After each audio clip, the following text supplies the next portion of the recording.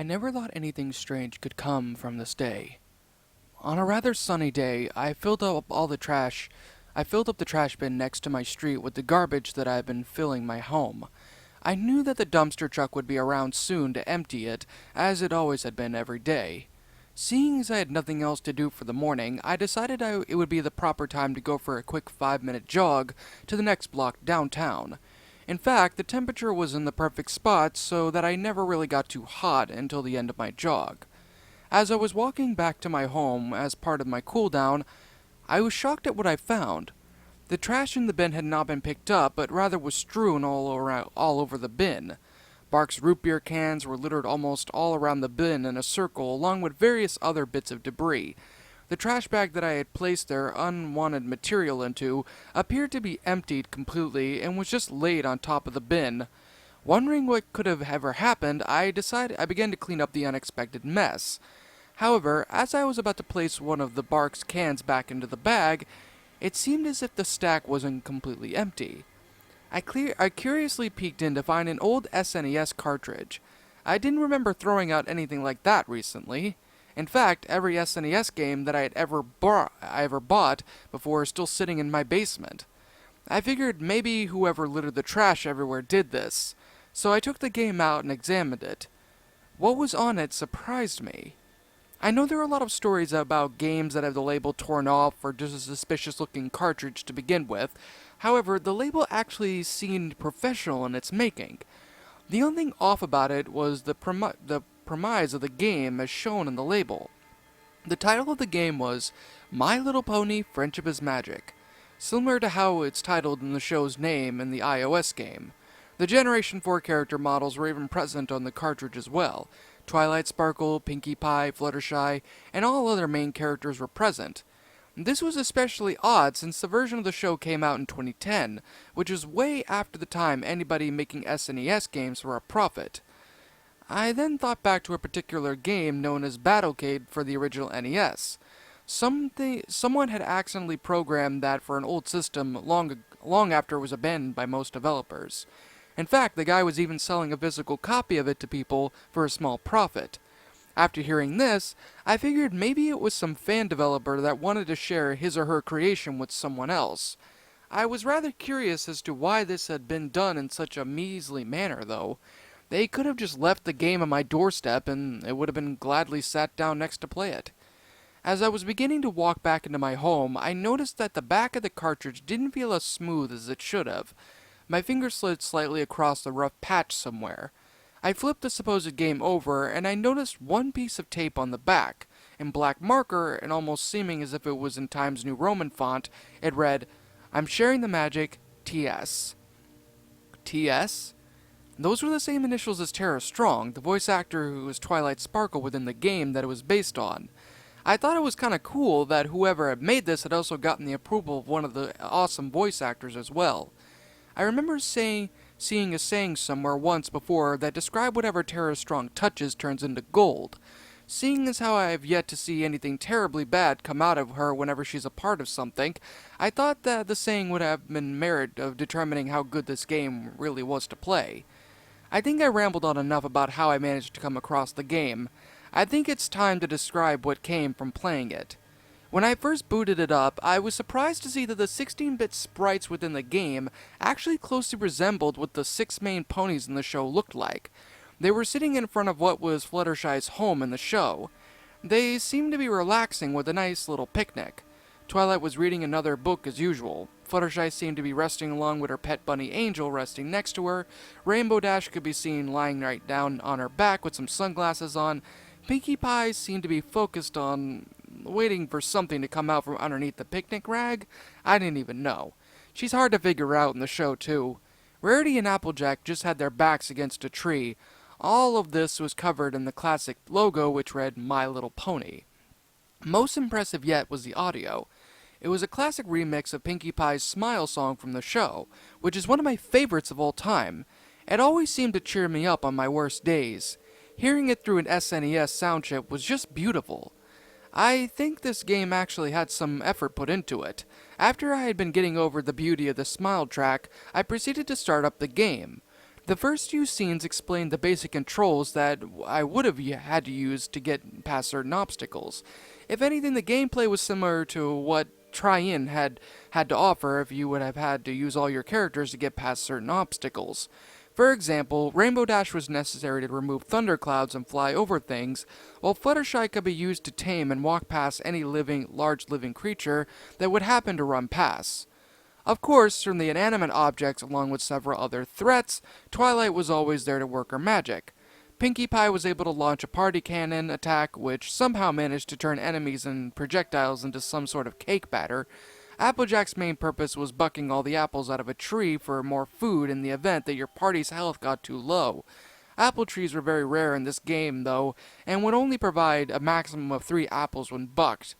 Rarity was simply used for the majority of stealth portions in the game, in which you had to get past a guard or avoid being detected, as you'd have to use one of several of our outfits to blend in your surroundings. Now that I've got the lengthy description out of the way of the game played out this way. It's time to describe what was truly frightening about this experience. After playing through a majority of the levels for about an hour, I came across a level simply entitled Stage 16, Stop. I thought that was odd. The way Stop was written was almost unnerving, as it almost seemed like small drips of blood were dripping from the red letters. As the level faded into view, I was horrified by what I saw. Dead, lifeless trees that seemed to be more like Nintendo 64 graphics were appearing on the screen. The sky was also blackened with a slight tint of red. The ground I had been walking on was gray instead of the lively colors I had seen before. The character who was on the screen was Fluttershy, who seemed to be more worried than usual. The freakiest part of all this was that it was playing the Smile song in reverse. The version wasn't even the 16-bit version from the title screen. It sounded like an actual instrumental of the song, but played in reverse. I was beyond words at this point. Whoever made this game was a sick, twisted individual. Confused why there was a sudden change of atmosphere, I decided to move forward, only to see a giant bony black hand come out of the ground and grab Fluttershy. She was crushed within that same instant. Blood ran out into every direction. The game had never been graphic with a character death before. In fact, there was never any blood in the event that a character had temporarily fainted. Deciding to try a different approach to overcoming the obstacle at hand, I thought I'd use Rainbow Dash to fly well over and above it. However, to my horror, the hand reached up all the way to the blackened sky and still crushed poor Rainbow Dash in that same grip that had gotten the best of me before. Maybe Pinkie Pie would help me accomplish something with an insane stroke of luck? Nope, she was crushed into a giant pool of blood as well. I tried switching to Twilight to see if I could use her magic to get across, but the game was bugged and wouldn't let me select her at this point. I thought maybe I could use Rarity to get across the camouflage disguise of sorts. No such luck. The camouflage was soon bloodstained. I tried switching to Twilight again, but she still wasn't selectable. Applejack was my last hope. Of course, she was crushed as easily as someone would bite into a single apple. I had given up all hope of beating the game when the game suddenly put Twilight into control. In fact, I was no longer pressing any buttons. Twilight was just casually strolling past the spot where the other 5 members of their party were brutally crushed as if they were toothpicks. After she had reached the edge of the screen, a dialogue box appeared. Princess Celestia was right. Friends really do come in handy when you need them. After I had pressed A to remove the dialogue, the reverse smile song stopped. It was dead silent for about 10 more seconds. Then another dialogue box appeared. Their potential was extremely great. It even felt good to possess it for myself. I feel as if I can accomplish anything now. What kind of sick madness was this? This was not the Twilight I knew from the show. She would never harm her friends in any of her own personal gain. Would she? Then Twilight turned directly towards me. I could see a red pixelated glowing in her eyes as she just stared at me intensely. I'm only merely doing what you've been doing this entire time. I'm using my friends as a means of escaping my current life. You've grown bored of your own life in the same way I have mine. It's time to move on. Using them? How is anything she's done even remotely compared to my feelings? Almost as if in response to my question, she answered, Your own life is empty as mine was. You turned everywhere to keep yourself entertained. You needed a purpose. I found mine, but it seems that you still need to find yours. At this point, I was a very disturbing image of Twilight with an unsettling smile, just like the one seen in the episode of My Little Pony Friendship is Magic, Lesson 0, played. That smile sent shivers down my spine when I saw it in the show, but this far tops what that detailed. Everything about this seemed as if a real-life photograph had been snapped with a high-quality camera. Her eyes were completely missing. Beyond each of the sockets was just a black void. The mouth was also toothless. There was no tongue or any other features within it either. It was just a black void in the eye where the eyes were. At this point, text just splattered across the screen, almost as if each letter stroke was carved with a bloody knife. The text read, "I'm sharing the magic." At this point, a loud, ear-piercing scream suddenly came out of my speakers. I covered my ears in a vain attempt to block out the sound, but it was still coming through. I fumbled with the power button of the NES for a few seconds, and the sound finally stopped as the game was shut off.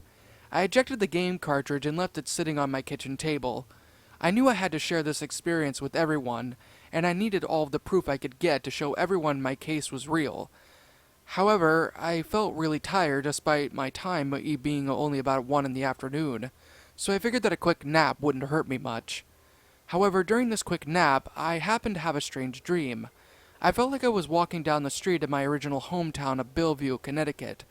I was just casually walking down the street when I stopped in front of someone's trash bin. I madly ravaged throughout the person's trash receptacle for whatever strange reason, lifting all kinds of trash here and there. I also happened to take something out of the bag that I had somehow been carrying. That something was the cursed cartridge I had managed to come across earlier. So far, the front label looked normal, but it even mutated into the shape of the frightening image of Twilight that I described earlier. Scared to even look at it more than a few seconds, I dropped the cartridge and ran far away from the residence as fast as I could. When I woke up from this dream, I was relieved to find out that I was still in my home. However, the oddest part of it was looking at my kitchen table and noticing that the game was missing. I could have sworn I put that game on my table. As I was madly searching around my home for the game, I got frustrated and knew that it was futile to try searching for the game when I was getting more and more stressed out with every minute. So I decided to take a break and check my email. My mother had sent me an email detailing a strange incident that happened to her home that morning. Someone had gone and messed through all of her trash like that, and it was done to me earlier. She had made no mention of a game, though. However, I knew she probably thought the game was just more garbage, and she wasn't very interested in gaming to begin with. I didn't bother asking her about it, as it seemed like a weird question coming straight out of a left field at the time. Plus, there was a slight fact that what I had been dreaming was actually what I had done. I didn't know where the game is at now. Maybe it finally got hauled off to the dump where it belonged. Maybe my mother got a crazy idea to actually play it, and now she has to suffer the same torment I did, while involuntarily passing it on to someone else. Whatever it is, be careful what you're playing it. If that Twilight has enough power to control people's actions in the real world, then who knows what she's able to do as well.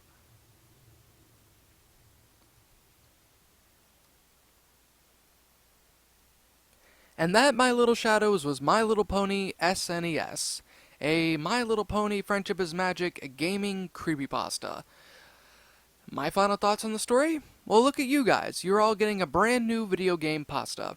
I was originally going to do a lost episode story, but I'm actually going to write one, so I thought, you know what, let's actually give this one a nice little reboot, and give a good review of the story as well. Now, with that said,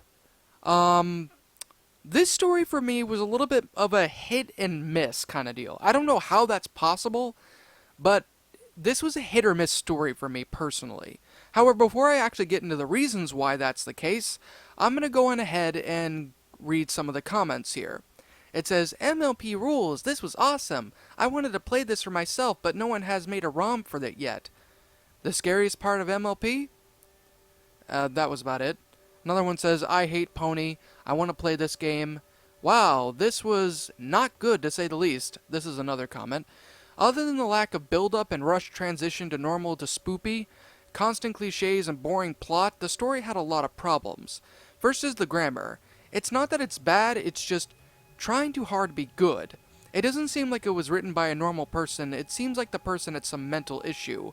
When writing a creepypasta, you should write as though you're writing it for a class paper. You should write it more like how you would talk. Some examples of the issues are crushed as easily as someone would bite into a single apple. Why put the word single in the sentence? It just felt awkward. Can you even bite more than one apple at a time?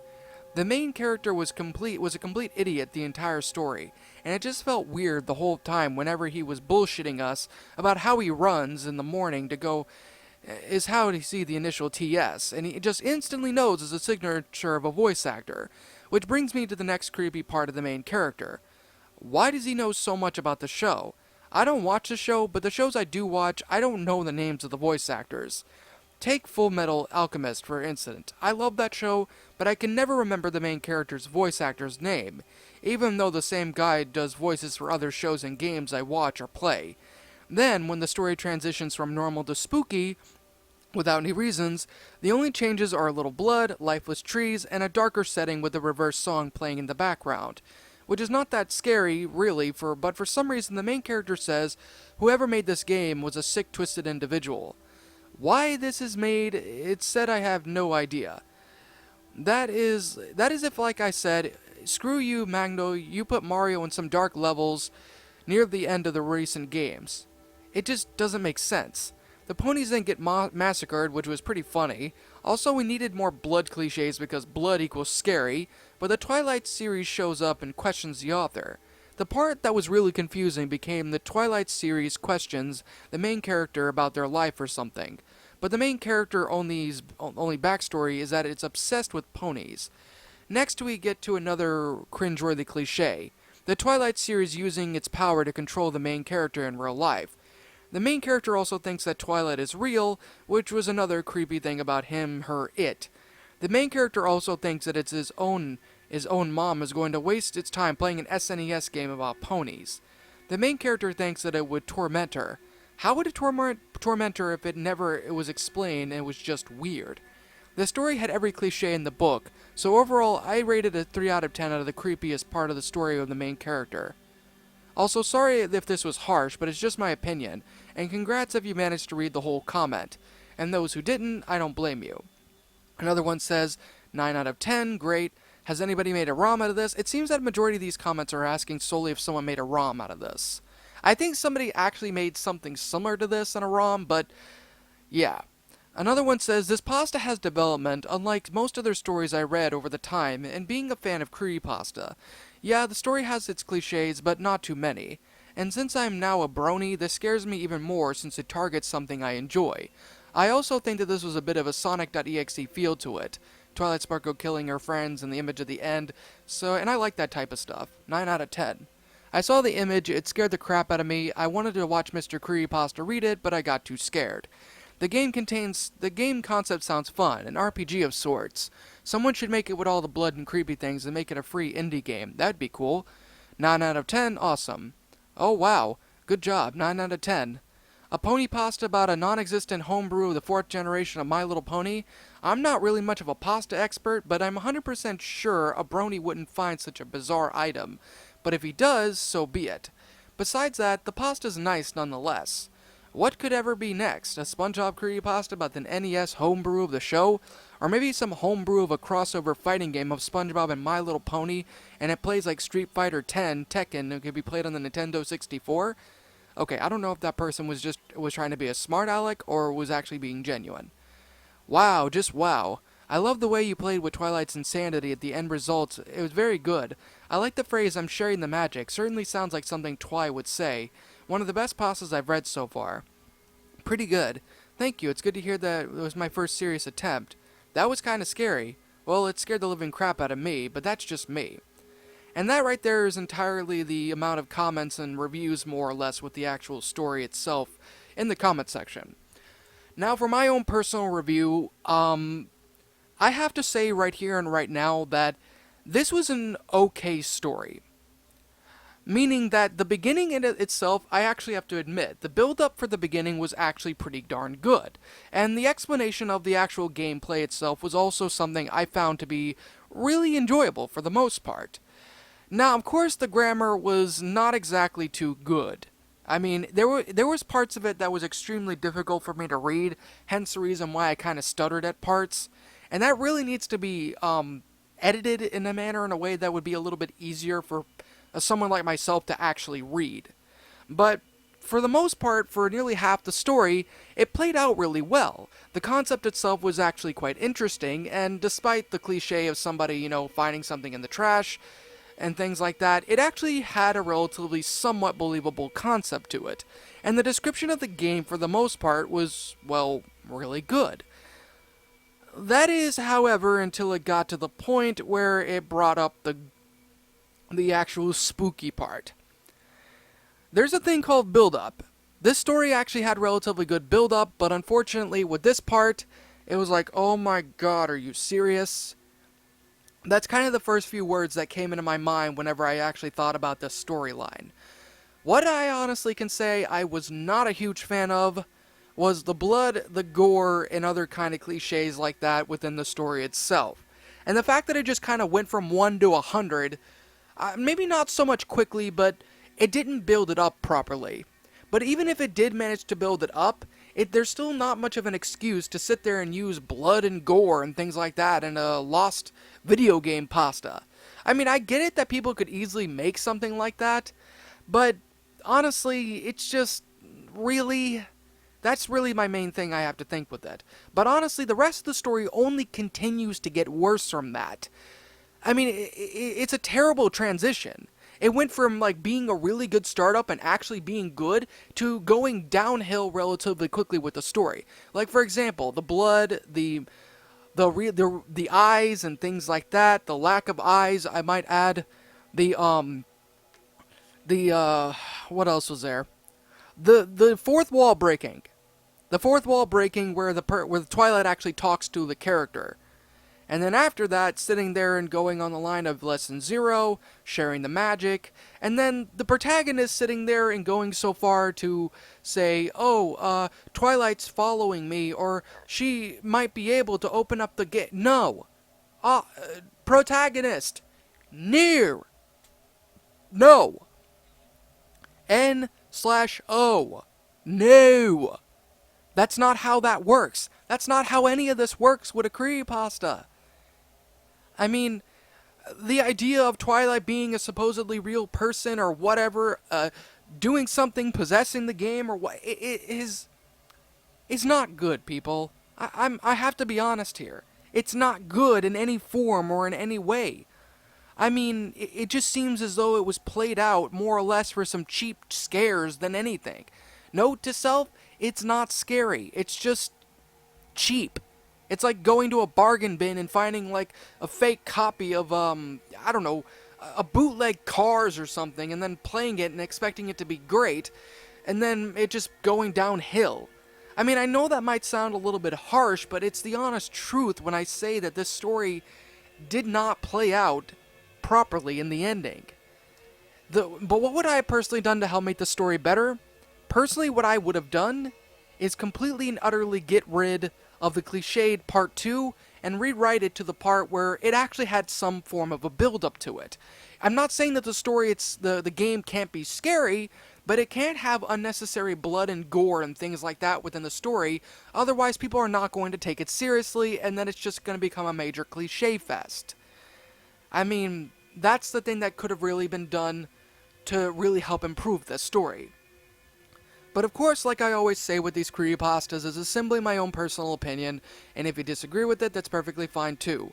We're all entitled to our own opinions in regards to these creepypastas, and this is simply my own personal thoughts. My final rating of the story would have to be a... I'm gonna give this one a 4 out of 10. Actually, no, scratch that. I'm gonna give it a 6 out of 10. I'm gonna be a little generous here. Mostly because of the fact that the first half of the story was actually pretty good, it was believable, and it was really interesting. But the rest of the story itself fell so far out of grace after that, that it was like, it just became something that was completely and utterly just cliche stuff. And that's extremely unfortunate. But what did you guys think about this creepypasta? Did you guys enjoy it? Did you guys not? Also, what would you have personally done to help make the story a lot better? Let me know your thoughts down in the comment section below. I'm the Shadow Reader. Thanks again for watching today's episode, and if you're brand new here to this channel, make sure to like, comment, and subscribe because I make brand new videos every single day. And of course, like always, roll the outro because I'm out. In fear and surprise as your eyes widen, your mouth goes dry with each battered breath. You try to scream, your mind begs to leave, glued to your computer screen. The killers they slash, the tapes burn and crash. The cartridge you bought will be your final haunt. The rituals of hate will seal your fate. The tears you shed will be from the fear-gripping horror-driven nightmarish gore-filled, terrorizing, hateful, burning, violent, rage-inducing, knife-slashing, blood-splattering, silent screams. Only time will tell if you will escape this online hell. Your horror-filled obsessions will come with its own regressions. Your pathetic screams will not be heeded in any way, because your nightmares will come at any day.